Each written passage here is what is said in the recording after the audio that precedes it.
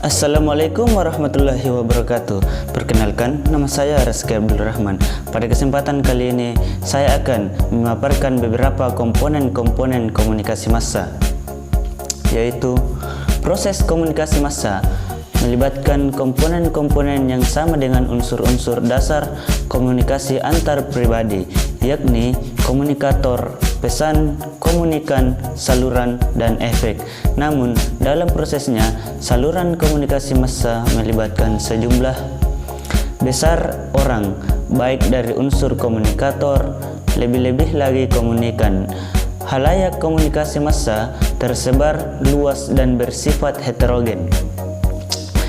Pesan komunikasi massa bersifat umum dan terbuka sehingga dibutuhkan ketelitian, kejujuran, dan tanggung jawab bagi komunikatornya.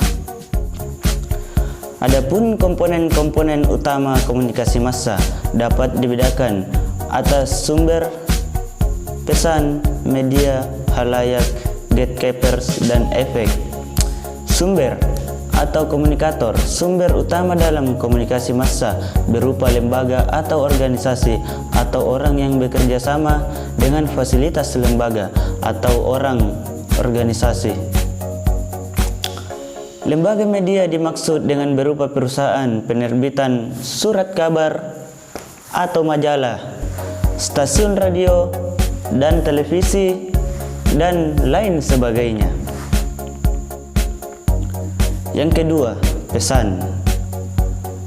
Pesan komunikasi massa berkaitan dengan materi yang disebarkan kepada halayak melalui media massa.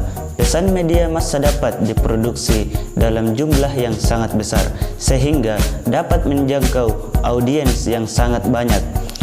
Materi pesan komunikasi massa dapat diidentifikasikan dalam format seperti berita, pendapat, musik, film, iklan, dan lain sebagainya.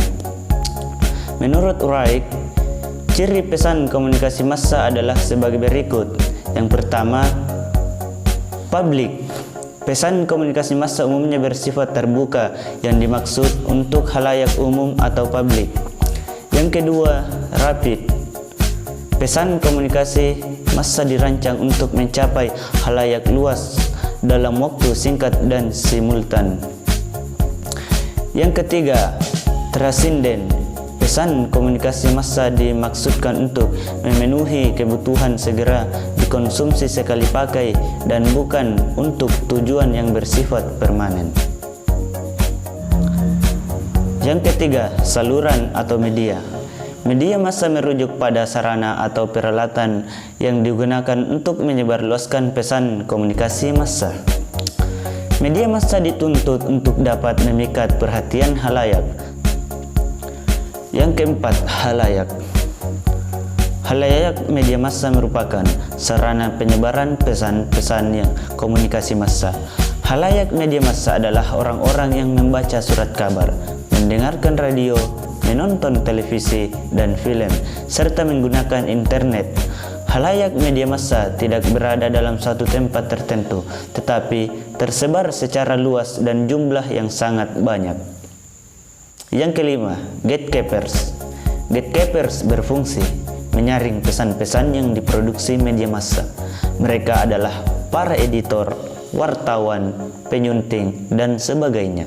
Para gatekeepers dalam menjalankan tugasnya dipengaruhi oleh sejumlah faktor, yakni ekonomi, pembatasan hukum, batas waktu atau deadline, etika pribadi, dan profesionalisme, kompetisi antar media, nilai berita, dan reaksi terhadap feedback yang tertunda. Keenam, efek.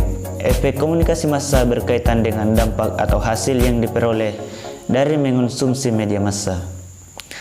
Dampak tersebut berkaitan dengan perubahan yang terjadi dalam diri halayak sebagai akibat terpaan pesan-pesan media massa. Menurut Berlo, klasifikasi dampak perubahan yang dialami audiens setelah mengikuti pesan-pesan media massa dapat dibedakan atas ranah pengetahuan, sikap, dan perilaku nyata atau realistis. Nah, itulah mungkin yang sempat saya jelaskan mengenai komponen-komponen media massa. Mungkin sampai di sini, kurang dan lebihnya mohon dimaafkan. Saya akhir dengan ucapan billahi fisabilil haq fastabiqul khairat. Wassalamualaikum warahmatullahi wabarakatuh.